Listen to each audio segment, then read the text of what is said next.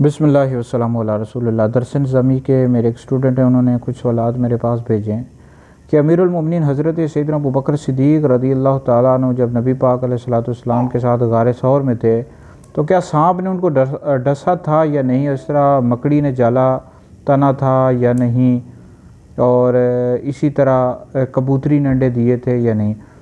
تو امام بہقی رحمۃ اللہ علیہ نے دلائل النبوہ میں ان واقعات کو نقل کیا ہے کہ حضرت سیدنا ابوبکر صدیق رضی اللہ تعالیٰ عنہ کو سانپ نے ڈسا تھا اور اسی طرح مکڑی نے جالا تنا تھا، یہ بھی واقعہ نقل کیا۔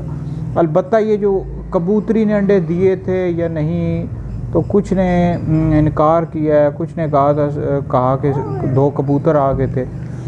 تو بہرحال جو پہلے 2 واقعات ہیں ان کو امام بہقی رحمۃ اللہ علیہ نے دلائل النبوہ میں نقل کیا ہے۔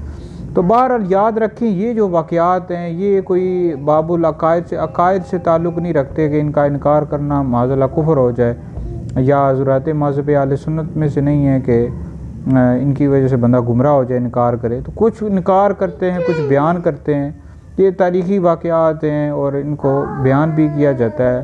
امام بہقی رحمۃ اللہ علیہ نے دلائل النبوہ میں بیان کیا۔ تو بہرحال تو ان روایات کو، ان واقعات کو ہم قبول کریں گے۔ تو بہرحال اگر کوئی انکار کرتا ہے تو یہ نہیں ہے کہ آپ اس کے ساتھ جھگڑا شروع کر دیں کہ یہ تو یعنی ایسی کوئی بات نہیں ہے، جھگڑا نہیں کرنا چاہیے۔ کچھ واقعات ہوتے ہیں ان میں اپنی اپنی ہر بندے کی تحقیق ہوتی ہے۔ تو بہرحال ان واقعات کو بالکل بیان کرنا چاہیے۔ حضرت امام بہقی رحمۃ اللہ علیہ نے دلائل النبوہ میں ان واقعات کو نقل کیا ہے۔